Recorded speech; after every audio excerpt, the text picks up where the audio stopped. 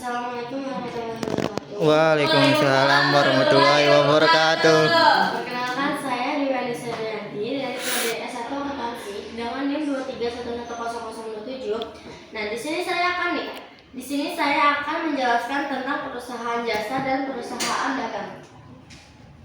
Di slide pertama ada latar belakang. Latar belakang ini, perusahaan jasa dan perusahaan dagang merupakan dua jenis badan usaha yang penting dalam perekonomian. Keduanya memiliki fokus dan aktivitas yang berbeda. Dengan perusahaan jasa menyediakan layanan dan perusahaan dagang menyediakan barang. Memahami latar belakang dan karakteristik masing-masing jenis perusahaan dapat membantu dan memahami peran mereka dalam pasar dan ekonomi secara keseluruhan. Untuk rumusan masalahnya, di sini tuh ada berbagai rumusan masalah dari perusahaan jasa. Dia itu ada persaingan. Persaingannya itu bagaimana bersaing dan membedakan diri untuk menarik pelanggan. Kualitas layanan. Bagaimana memastikan dan meningkatkan kualitas layanan. Ketiga, ada sumber daya manusia.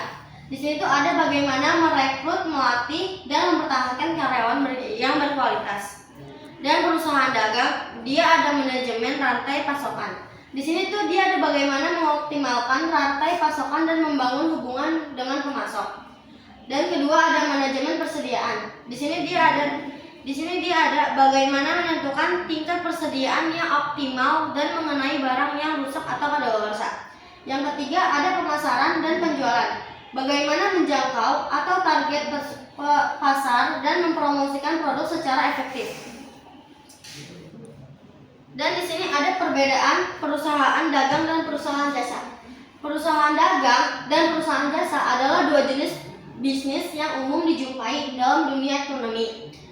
Meskipun sama-sama bertujuan untuk mendapatkan keuntungan, kedua jenis bisnis ini memiliki perbedaan mendasar, antara lain dia tuh ada produk yang ditawarkan, ada proses bisnis, ada persediaan, penilaian kerja, dan contoh perusahaan. Nih, satu ada produk yang ditawarkan. Di perusahaan dagang, dia itu menjual barang fisik yang berwujud seperti pakaian, makanan, elektronik, dan lain sebagainya. Dan untuk perusahaan jasa, dia itu menawarkan layanan atau keahlian kepada pelanggan seperti jasa konsultan, jasa pendidikan, jasa transportasi, dan lain sebagainya juga.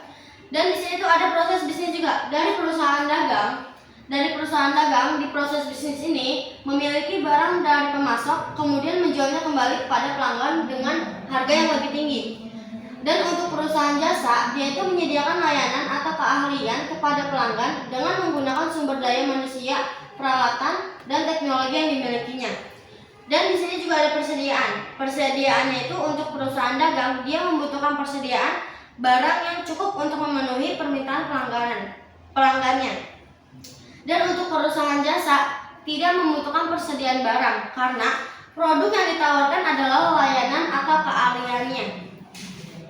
Dan di sini juga ada nih penilaian kinerjanya. Dari perusahaan dagang, penilaian kinerjanya didasarkan pada indikator seperti volume penjualan, laba, dan margin keuntungan. Dan untuk perusahaan jasanya, dia itu penilaian kinerjanya itu didasarkan pada indikator seperti kepuasan pelanggan, tingkat loyalitas pelanggan, dan kualitas layanan. Dan terakhir ada contoh perusahaannya. Contoh perusahaan untuk perusahaan dagang itu ada toko pakaian, supermarket, toko elektronik, dan distributor barang-barang kebutuhan pokok. Dan kalau misalkan untuk perusahaan jasa, dia itu ada untuk salon rambut, agen perjalanan, firma hukum, bank, perusahaan telekomunikasi. Nah, untuk perusahaan jasa itu dia juga ada fokus produk dan contohnya nih. Nah, dan untuk perusahaan dagang dia juga ada fokus produk, pendapatan, dan contohnya seperti ini. Nih, dan untuk pendapatan perusahaan dagang, dia itu keuntungannya itu penjualannya itu dari diskon, penjualan online, ekspor. Dan di sini tuh udah ada perbedaan utamanya. Di sini tuh ada perbedaan utamanya itu ada produk, jasa versus barang fisik. Inventarisnya, jasa tidak memerlukan inventaris sedangkan perusahaan dagang membutuhkan. Dan pengirimannya itu, jasa biasanya disampaikan secara langsung, sedangkan barang fisik perlu dikirimkan. Dan metrik keberhasilannya itu kepuasan pelanggan versus penjualan dan profit. Kesimpulannya adalah perusahaan dagang dan perusahaan jasa memiliki perbedaan yang mendasar dalam hal produk yang ditawarkan, proses bisnis, persediaan, penilaian kerja, penilaian kinerja, dan contoh perusahaan. Memahami perbedaan ini penting banget nih Kak bagi para pelaku bisnis dalam memilih jenis bisnis yang tepat dan mengembangkan strategi yang efektif. Sekian dari saya, terima kasih. Kurang lebihnya mohon maaf. Wassalamualaikum warahmatullahi wabarakatuh.